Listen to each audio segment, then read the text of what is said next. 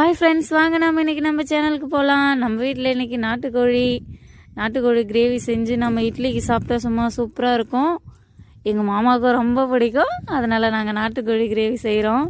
நம்ம வீட்டிலே வளர்க்குற கோழி தாங்க. வளர்த்து நாங்களே அடித்து உரித்து கட் பண்ணி அழகாக விறகு அடுப்பில் சமைக்க ஆரம்பிச்சிட்டோம்.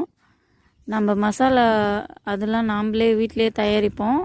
இப்போ சிக்கன்லாம் போட்டு வதக்கி நல்லா தக்காளி வெங்காயம்லாம் அரைச்சி ஊற்றி நெக்ஸ்ட்டு அதுக்கப்புறம் மசாலா தான் போடணும்.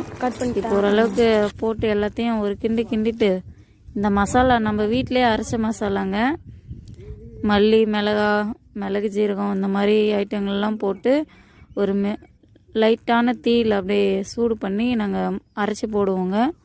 பயங்கர டேஸ்ட்டாக இருக்குங்க. நம்ம கடையில் செய்கிற மசாலாவோட நாங்கள் வீட்டில் செய்கிற மசாலா சூப்பராகவே இருக்கும். டேஸ்ட்டும் பயங்கரமாக நாட்டுக்கோழிக்கு